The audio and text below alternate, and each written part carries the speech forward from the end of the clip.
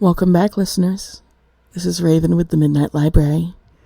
Tonight we have another story from NoSleep.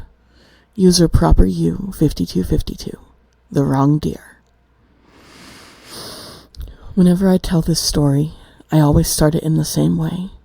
I don't care if anyone believes me.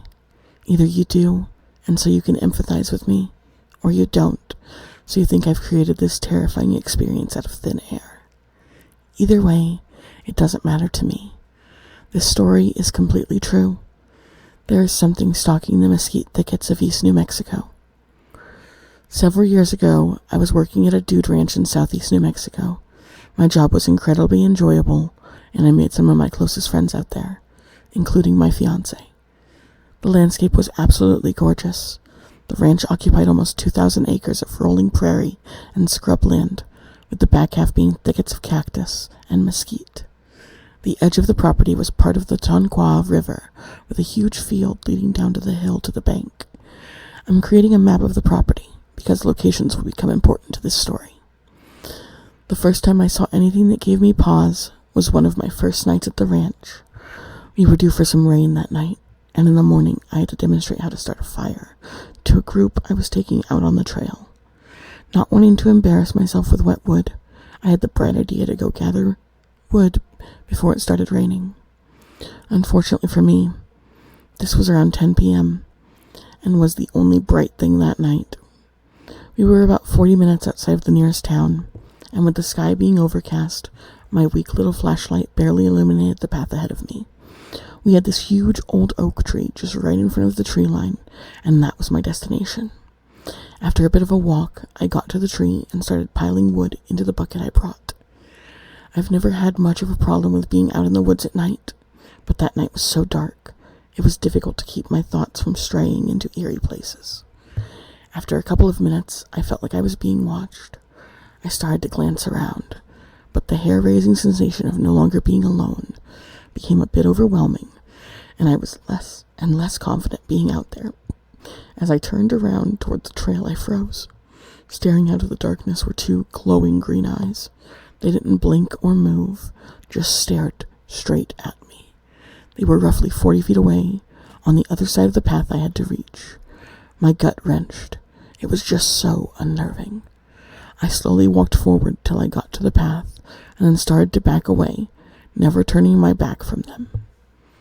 My flashlight was too dim to ever see what the eyes belonged to, but just the fact I had to look slightly up at them made my skin crawl. Finally, when I judged I was far enough away, I turned and ran down the path, back down to the road, into our guest area, and to my home. The morning after, I had to run a camera to the group that was gathering at the oak tree. As I was leaving, I realized that the place where the eyes had been was a clearing. The eyes were roughly in the middle of the clearing, and it was large enough in diameter that there was no way they could have belonged to something in a tree. I'm well over 6 feet tall. Based off how far back I had to tilt my head to meet its gaze, it was easily over 7. The realization made my blood turn cold. Now, of course, nobody believed me at first, but this was only my first encounter with whatever prowled those woods, and the only one where I was ever alone. My second run-in with this thing was about 4 months later in June. New summer staff arrived, and I was the only carryover into the new season. In our staff lounge one evening, I joined a group of about 9 other staff members sharing creepy stories. My friend Elijah was in the middle of a doozy, and when he was finished, he begged me to tell mine again. He'd heard it before, but he was the only one. I told everyone I could tell them, or I could show them where it happened. Of course, everyone elected to go out to the oak tree with me. Once we were there, I told my tale and left everyone sufficiently on edge. The mood was still light, and since we were out there anyway, Eliza suggested we head out to a large boulder deeper into the trees. The group was even between guys and girls, and there was a definite flirtatious vibe between most, so we agreed. Now to get to this boulder, we would cross through the pasture that led down to the river, and afterwards, down this very narrow path where the brush was so thick and the trail was so windy, You couldn't get more than around 10 feet of visibility in front and behind you, with nothing on either side. We made it through the pasture with no difficulty besides Elijah scaring one of the girls by jumping out from behind a tree. Once on the narrow path, we had to walk two abreast, and my other buddy, Alexander, and I took up the rear. He and I were the only two who heard the voice, calling out from the pasture we were just at. It almost seemed female, but was completely devoid of emotion or pain, calling out softly, "Ow, help me." Alexander and I looked at each other, our eyes huge. I'm sure I was also as pale as he looked. There should have been nobody else out there besides us. Our group were the only ones who had the night off, and it wasn't very plausible that a group of guests would be out there. And we didn't encounter them. Besides, anyone trying to mess with us surely would have just screamed, or just even said more.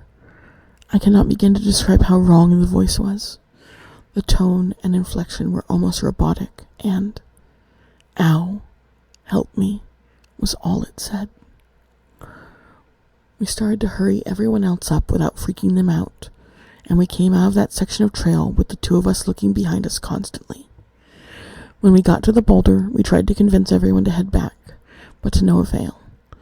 Finally, Alexander and I said we were going to leave, but as we turned around, we all saw the deer.